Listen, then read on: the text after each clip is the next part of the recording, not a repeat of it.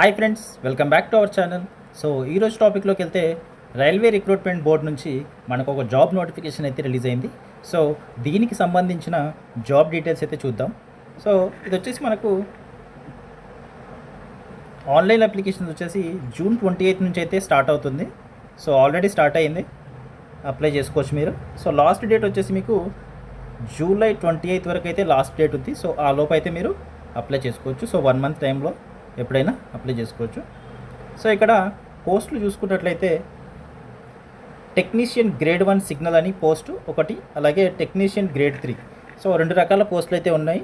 So దీనికి సంబంధించినటువంటి salary structure చూసినట్లయితే ఇనీషియల్ పేనే 29,200 రూపీస్ అయితే టెక్నీషియన్ గ్రేడ్ 1 సిగ్నల్కి ఉంది. దీనికి 18 to 33 ఇయర్స్ ఉండాలి. సో 183 వేకెన్సీస్ అయితే ఉంది.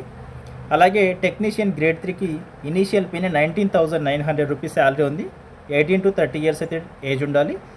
6,055 వేకెన్సీస్ అయితే ఉన్నాయి. సో ఓవరాల్గా చూసుకున్నట్టయితే 6,238 వేకెన్సీస్ అయితే ఉన్నాయి. సో వీటికి వచ్చేసి ఆన్లైన్లోనే అప్లై చేసుకోవాలి. సో ప్రతి ఒక్కరూ ఆంధ్ర తెలంగాణ వాళ్ళు ఎవరైనా సరే అప్లై చేసుకోవచ్చు. దాంతోపాటు ఏజ్ రిలాక్సేషన్ అయితే ఉంటుంది as per government rule. So SC ST వాళ్ళకైతే 5 ఇయర్స్ అయితే ఏజ్ రిలాక్సేషన్ ఉంటుంది. అలాగే ఓబీసీ వాళ్ళకి 3 ఇయర్స్ ఉంటుంది. ఎక్స్ సర్వీస్ మెన్ వాళ్ళకి, అన్రిజర్వ్డ్ ఈడబ్ల్యూఎస్ వాళ్ళకి 3 ఇయర్స్, ఓబీసీ వాళ్ళకి 6 ఇయర్స్, ఎస్సీ ఎస్టీ వాళ్ళకి 8 ఇయర్స్. అలాగే ఫిజికల్లీ పీడబ్ల్యూడీలో చూసుకున్నట్లయితే అన్రిజర్వ్డ్ ఈడబ్ల్యూఎస్ వాళ్ళకి 10 ఇయర్స్ ఉంటుంది, ఓబీసీ వాళ్ళకి 13 ఇయర్స్ ఉంటుంది, ఎస్సీ ఎస్టీ వాళ్ళకు 15 ఇయర్స్ అయితే ఉంటుంది. సో ఇలా ప్రతి ఒక్కరికి ఏజ్ రిలాక్సేషన్ అనేది ఉంటుంది. సో దాని ప్రకారంగా మీరైతే అప్లై చేసుకోవచ్చు. సార్ ఎప్పుడు మీకు సిబిటి ఎగ్జామ్కి మీరు అటెండ్ అయితే మాత్రమే మీకు 400 రూపీస్ దాంట్లో నుంచి మీకు రిటర్న్ అనేది వస్తుంది. అలాగే candidates belonging to SC ST ex servicemen PWD female transgender minorities or economically backward class EBC వాళ్ళకి 250 రూపీస్ అయితే ఎగ్జామినేషన్ ఫీ అనేది ఉంటుంది. సో ఈ 250 రూపీస్ కూడా మీకు రీఫండ్ అయితే అవుతుంది ఎగ్జామ్కి అటెండ్ అవుతాయి. సో ఇక్కడ 500 వాళ్ళకి 400 రూపీస్ అనేది రీఫండ్ అవుతుంది. ఇక్కడ 250కి 250 రూపీస్ అనేది రీఫండ్ అనేది అవుతుంది. సో మీరు తప్పకుండా అప్లై చేసుకోవచ్చు.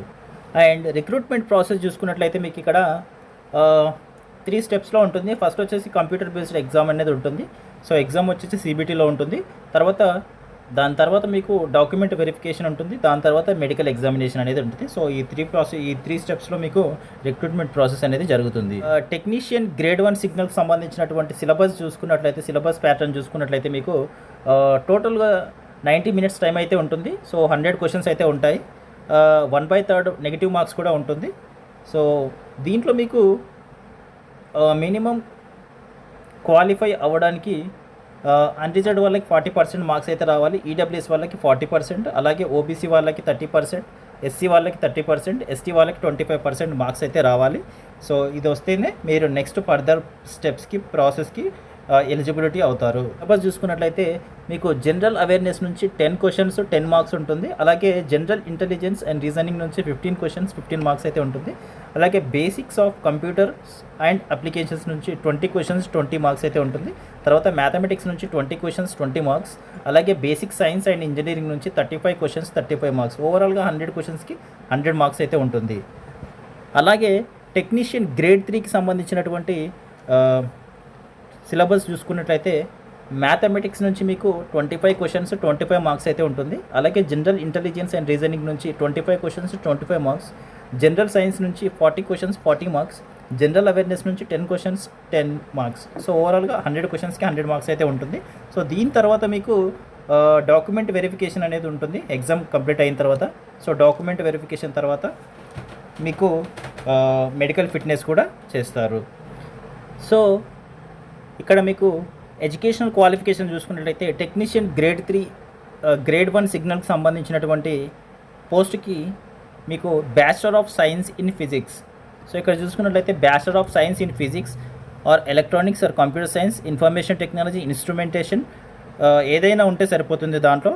అలాగే BSc in a combination of any substream like physics, electronics, computer science, information technology, instrumentation ఏదైనా ఉంటే సరిపోతుంది. అలాగే 3 ఇయర్స్ డిప్లొమా ఇన్ ఇంజనీరింగ్, ఇక్కడ మెన్షన్ చేసినటువంటి ఏదైనా సబ్జెక్ట్లో డిప్లొమా ఇన్ ఇంజనీరింగ్ చేసి ఉంటే సరిపోతుంది. అలాగే degree in engineering, so engineering degree వాళ్ళు కూడా ఏదైనా ఒక స్పెషలైజేషన్ దీంట్లో ఉంటే మీకైతే ఎలిజిబిలిటీ ఉంది. సో ప్రతి ఒక్కరూ అప్లై చేసుకోవచ్చు.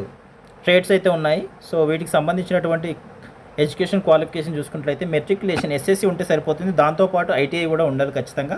సో ఐటీఐలో ఇక్కడ మెన్షన్ చేసినటువంటి ఏదైనా బ్రాంచెస్ అయితే ఉండాలి మీకు ట్రేడ్స్.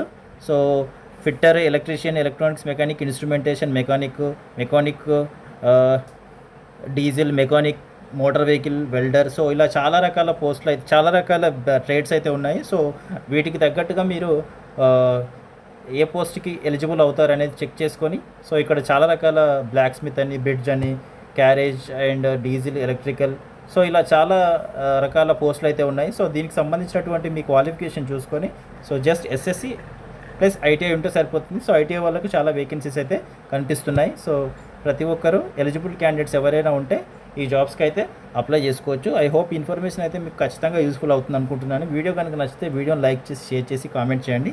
అలాగే మన ఛానల్ని తప్పకుండా సబ్స్క్రైబ్ చేసుకోండి. And thank you so much for watching this video.